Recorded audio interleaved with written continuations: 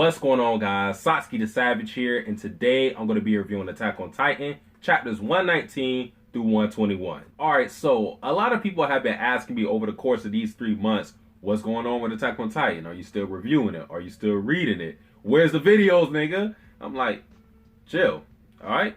Chill. But I get it because I haven't been putting out videos for it, and to be honest, the reason why that is because I haven't had the urge to talk about Attack on Titan. At least not 120. That's the chapter in particular I really didn't want to talk about. I did want to talk about 119, but I put off that video for so long, I figured I don't want to drop this video super late. I might as well just wait till 120 drops so I can talk about both chapters. And then when 120 dropped, it felt incomplete, and I just didn't want to talk about that. So I was like, okay, we're going to wait till 121 drops, and I have to talk about it regardless of how I feel, because 4-chapter review, no, we're not doing that, all right? Nah, we good. So that's what's been going on with the videos, all right? Now, with this video, I don't know if you guys will notice because I don't know who's here for what, but if you're only here for my Attack on Titan videos, you might not notice that with this video, I'm going to go old school because with my recent videos, I've been scripting them. I've been trying to work on my writing. But with this, no script. I have an outline of what I'm going to say in my mind. Sort of, kind of. Not really, though. But yeah, that's about it. Now, let's briefly talk about chapters 119 and 120. Chapter 119 is definitely my favorite out of these 3 chapters, all right? Because Gabby, Gang, Struck. I know the Gabby haters are mad. I know they were heated when they seen her pull out that snap. Look, listen. When she... No. When that gun was talked about, okay? I think it was given to... Was it given to Colt first? I think it was given to Colt. Yeah. I think either Colt already had it, or like Magath gave it to him. I forgot which one. But when that rifle was introduced, I was like, somebody getting sniped. It's not going to be like, it's like Chevlov's gun. I think that's how you say it. It's like Isayama isn't just going to write this in here without it ever being used. So I was like, somebody's going to shoot somebody. Why not Gabby? She already got bodies. I mean, she got a Sasha body, 2 more of the infiltrators, and now Eren? She can add that to, not kinda, sorta, but she can add that to her list too? Like, Gabby Gang winning on folks and them. Gabby Gang is winning, alright? You gotta respect it. And also in that chapter, we had the death of Porco, and honestly, fuck him. Fuck Porco. I don't give a flying fuck about Porco. So when he died, my reaction was, on to the next one. Like, we good. I didn't need him. He died kind of cool, I guess, I suppose. But now my son Falco has that power, and honestly, ooh, Falco's Titan is ugly as shit. His OG Titan is ugly as shit. That thing was, he was looking like like Pac-Man, nigga. It was so weird. And also Zeke did the screen, which I wasn't surprised over. Zeke was like, basically like, yo, Falco, man, I love y'all kids. Like, I don't want to see y'all go out like this, but I got shit to do. Like, you know, that's the piece of shit Zeke is, and I'll talk more about Zeke, of course, but I wasn't surprised to see that at all. I am sad to see people like Nale and Pixis go, because you know, they aren't eating any Titan shifters, so they are done. They are the OGs, especially Pixis. I'm just like, damn, man. The way Pixis went out, like, he had a drink in his hand, and he just, like, realized, like, yo, this shit is over. It was sad for me. Like, I don't personally connect to Pixis like that, but it was still sad to me, the way he just realized, like, it's over, bro. And you had people like Piek, people like Magath put in absolute work. And I gotta say, Magath, I am proud to have him in my underrated Attack on Titan characters list, because he has been carrying Marley with that sniper shit. I mean, he's been doing work to Zeke. Work. And that's kind of crazy that other people can't say that. in groups, but you know, Magath and PX, that has been the duo, okay? But with Eren getting sniped by the GOAT Gabby, we went into this world, and I don't know what to call it. I don't know if they gave it a name, but I'll just call it Ymir's world, okay? We went into Ymir's world where we have Zeke, and of course Zeke is trying to carry out the euthanasia plan, and Eren, I don't know what he's up to, bro. I'm pretty sure the rumbling is going to happen with Eren eventually because the rumbling has been talked about so much. I would be disappointed if we did not see it at all. So I don't know what Eren's ultimate goal is, but it's going to cause a lot of death, okay? But they're in this world, and with 120, one thing I did not like was Zeke's reversal, basically, of the vow of the renouncing war, okay? Because this has been the one thing binding every person with royal blood, okay? It's been binding them to not use the founding Titan's power of their own free will. Damn. And it's just, Zeke was like, oh yeah, I've been here for so long, blah, blah, blah. I figured out how to do it. It was just, it kind of felt shoehorned in there for me. I didn't like that.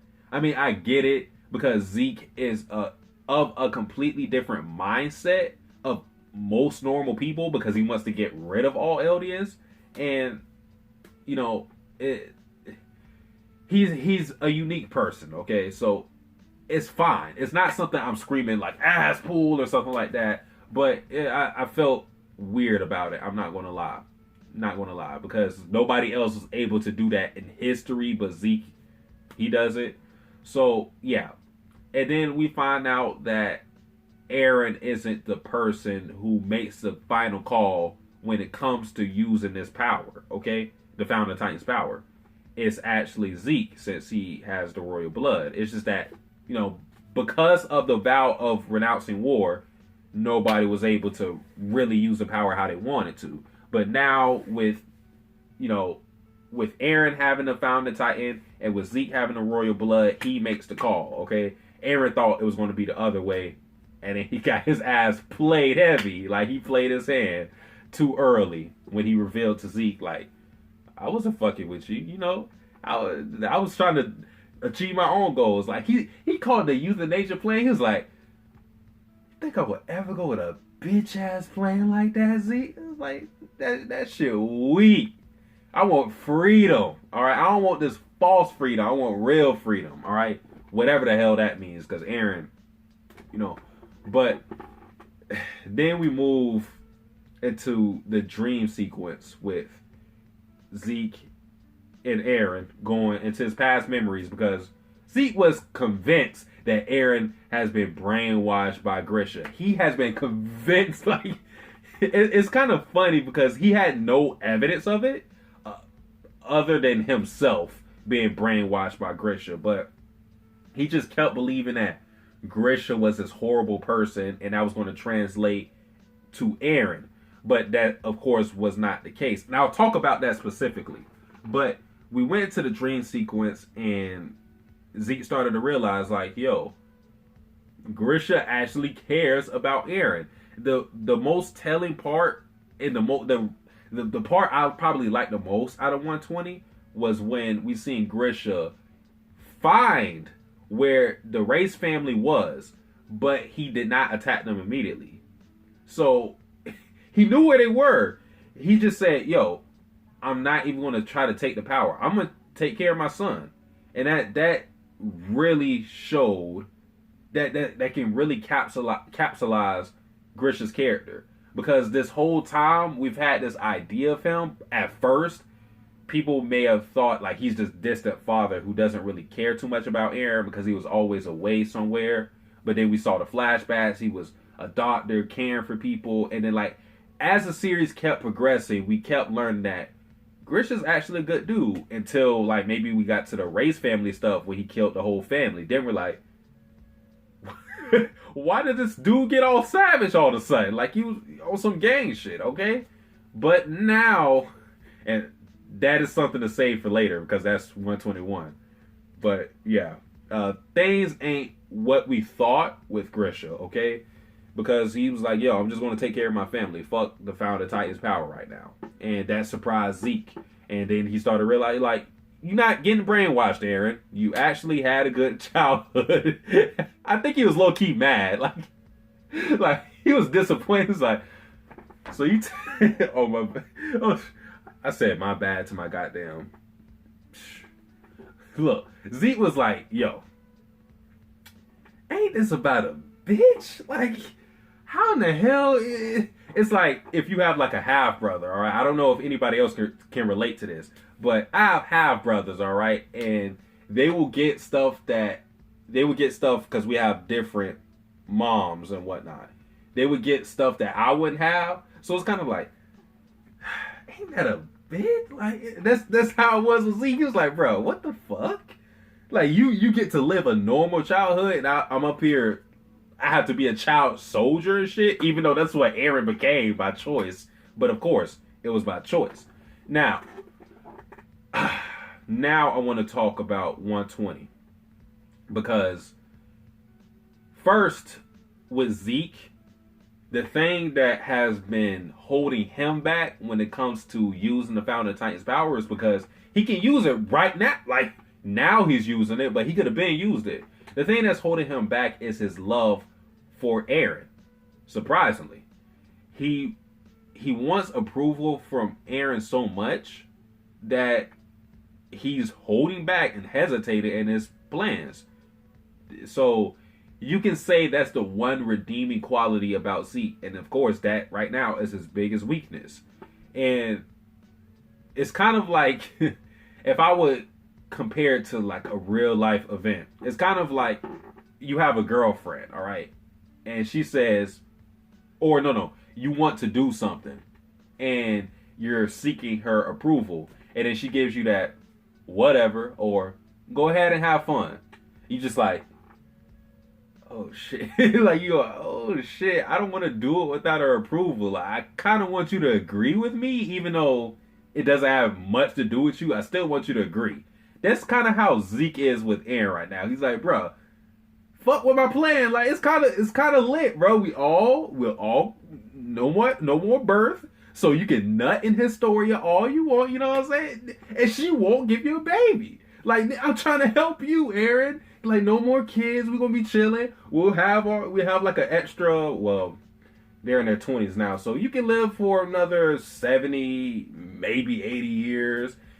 Then everybody die. Then we all good. We won't cause no problem to the world. We good.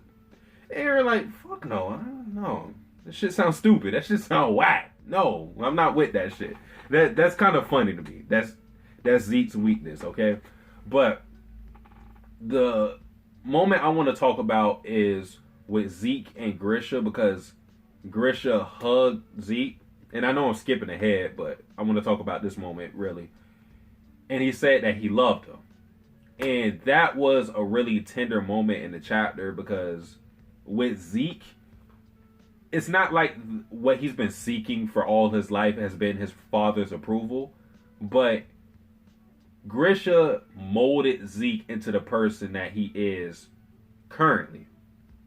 If Grisha would have did things different, Zeke wouldn't be this way. Now, it's not just Grisha, it's also the circumstances of the world, because with being in Marley, being subjected to racism every day from Marlians, being an Eldian, Grisha felt like, you know, I have to restore our pride as Eldians. So he was blinded by that. He had tunnel vision, and he basically tried to brainwash Zeke into becoming this person to be a hero for Eldia. And of course, that's not what Zeke wanted. And Grisha didn't care, because like his pride as an Eldian superseded his duty as a father, and that was his one mistake. Not one mistake. He's had many mistakes, but that was one of them. But yeah, Zeke was molded by Grisha, and with Eren, it's funny because Grisha had a more hands-off approach. He just let Eren be free, which that's the theme of this manga. That's a big theme. Freedom is a big theme in Attack on Titan. But Grisha just let Eren do what he wanted, basically. And we see how that went over with Eren, because Eren had a good childhood, pretty much. I mean, besides like the killer shit with Mikasa's family getting murdered, Eren's been chilling. He may have got bullied here and there, but that's some kid shit. I'm pretty sure Zeke would have took that over the life he's had, okay? But it's just sad. It's sad to me because, in my opinion, if you didn't have the racism in Marley, then Grisha wouldn't have treated Zeke the way he did. Not to absolve Grisha of how he raised Zeke, but I still feel that was a huge factor. The racism in Marley. It's funny that a place overran by Titans, Paradise Island, was a more suitable place to raise a child than Marley. Marley, by all accounts, they don't really they have established their power, so it's not like they're in a war zone constantly or anything like that. They can chill. But humans are the ultimate enemy in the end with them. They're the reason why Grisha had to do what he had to do. But in Paradise, it's kind of weird too, because the Titans actually made the people band together. Because people were like, what we see with Paradise Island, like everybody's like a unit, okay? They're all trying to fight against the Titans. And that's another theme of Attack on Titan. Humanity. You would see when people die, like, did I achieve anything for, humans? That's how they look at each other. They don't see each other as Eldians or anything like that, or any other race like that. They just treat each other as human beings. And that's not the case with Marley. It's just weird to me that Eren got to thrive in a place overran by Titans, but Zeke couldn't thrive in a place overran by ignorant ass motherfuckers. That's what it all boils down to. But yeah, going back to Zeke and Grisha, that was a sweet moment. I like to see that moment. And then Grisha, oh man, he passed on to Zeke the wish to stop Eren, and going to Eren. Eren is like, I'm not Satsuki. I should be Eren the Savage. Cause this nigga's on some crazy shit. All right. Now I already thought Eren was a little whack. Not whack as in like silly or anything like that. I mean whack as in fucking crazy. When he went ham on Armin and Mikasa, I was like, okay, okay, what you doing here, Eren? But yo, as we saw the memories of Eren and Grisha, this dude, when we got to the Reiss family, this dude is the person who influenced Grisha into doing what he did, because Grisha didn't want to. When the kids got involved, that's when he started to falter in his will. And that's really telling for Grisha's character. He was down with everything. We know his pride as an Eldian is strong, okay? It's not like at that point, he just gave up on the cause. No, he always believed in the cause. But when it came to doing some low down dirty shit like killing children, he was just like, I can't do it. And until my apologies, until you had this demented fuck Eren yell in his face like a coach, yelling at his star player in the fourth quarter to take the shot. He was like, yo, bitch, kill these niggas. I like, no, we ain't come this far for you to bitch out. He's like, no, kill all of them. Get the kids, get the babies, wife, all of them.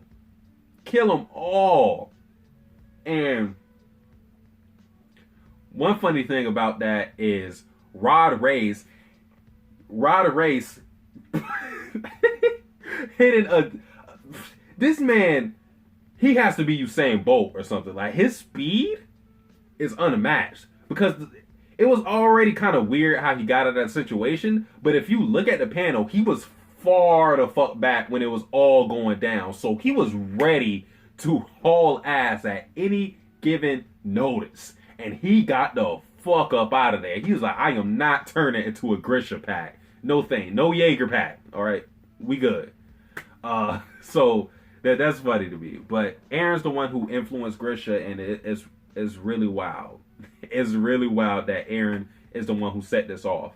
And with the Attack Titan, because this all happened because Eren was able to see into the future, because that is the special quality we learned of the Attack Titan. I believe that the Attack Titan will end with Eren for sure, because one thing Eren said was, I'm free, like nobody is influencing me. And if that's the case, then there should be no more Attack Titan, because if there were, then his predecessor, or his successor, his successor could influence him. So if Eren is to be this person who is absolutely free, he cannot be bound by the Attack Titan, because then you can always have the successors influence the predecessors, as seen by Eren with Grisha, as seen with Eren Kruger, because we seen that he knew Mikasa and Armin's name. Okay, so yeah, the Attack Titan is going to end with Eren. I don't know how the series will end, but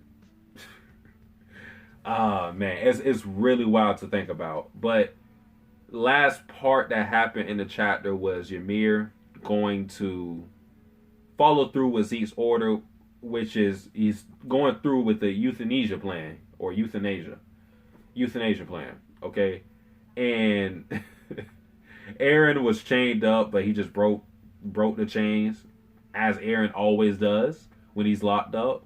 So I wonder how Eren is going to stop Ymir, because apparently when Ymir moves, nobody can stop her, but Eren has to. It just has to follow through with the story. So it's really wild to me, because I have no clue. Like, when I say I have no clue, no idea.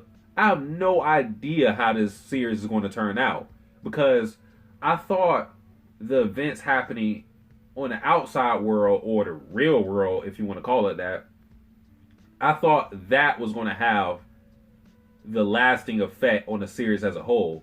But now we see it's kind of inconsequential. It's like the stuff happening with the Survey Corps, it doesn't mean shit. It does not mean shit. Like Levi, Hanji, Mikasa, Armin, none of them mean shit right now. And I'm worried on one hand, because I'm thinking to myself, like, why would you introduce, like, the Asian clan, for example? Like, the one chick. It starts with a M. I forgot her name. I forgot her name. I think it's Miyuki, but I'm probably wrong. But yeah, like, why would you introduce the Asian chick, the leader? Why would you introduce her if she's not going to have any role now? I just don't see how the stuff on the outside is going to affect Eren and the Founding Titan. Okay, so that kind of worries me with Isayama. All right, I wouldn't be surprised if we just like dropped everything, like in terms of Marley and Paradise Island fighting. I wouldn't be surprised about that, but it's so many other things going on outside of them with characters and their relations. I wonder if we're going to get a satisfactory conclusion to all of that. Okay? But when it pertains to Eren, Zeke, and Ymir, like, if Eren is able to stop Ymir, you just get GOAT status after that. You stop almost a god, basically. Like, I know Ymir doesn't have her own will, but she has the power to do all this other crazy shit, like revive Zeke and stop all Eldians from giving birth. So if Eren's able to stop a god, I don't know how he's going to do it, But if he's able to do that, that's just GOAT status. I can't deny it at that point. But yeah, these chapters have been wild. I think the last thing I want to talk about is Eren a full-on villain right now? Because that stuff that he did with Grisha, that is villainous.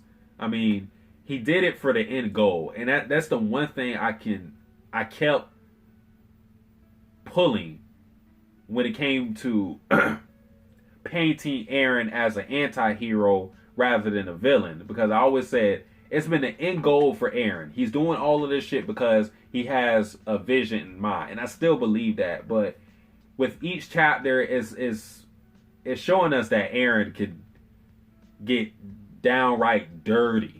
Okay, because with the stuff with Mikasa and Armin, I was like, okay. But then when it came to this stuff with Grisha, I'm like, oh, damn. You looking hella crazy. You looking insane right now. So, yeah. But the one thing I can use, and it might be a huge stretch, to kind of say that Eren still hasn't lost that good side of him, is when he referred to Grisha as his dad, or he was about to. All right? It's a small moment, and again, this might be a huge stretch, but he was about to say dad in one panel when he was referring to Grisha. But instead of saying dad, he said Grisha. He said his name. And I felt like that was Eren trying to force himself to be this villainous guy. Because I still think that goodness is in him. If he really wants freedom, then it's freedom for everybody, not just himself. Now, with freedom is going to be a lot of bloodshed, because like I said before, I do believe that the rumbling will happen on Eren's orders. And Grisha already told us that Eren's plan is going to be carried out. So that's not a doubt. It's just that we don't know what Eren's plan is. Isayama has been hiding Eren's true intentions from us for a while. The only thing we can say for certain is that Eren's dream is going to have a sense of freedom. Whether we agree with it or not, is going to be Eren's tailor-made version of freedom. And it's going to include a lot of death. But that's all I have to say with these last 3 chapters. I'm sorry, guys, for skipping out on these chapters. I'll try to be on top of it next time. We'll see. We'll definitely see. But guys, that is pretty much all I have to say. If you enjoyed this video, like, comment, subscribe. Satsuki the Savage, out. Am I dying to live, or am I living to die?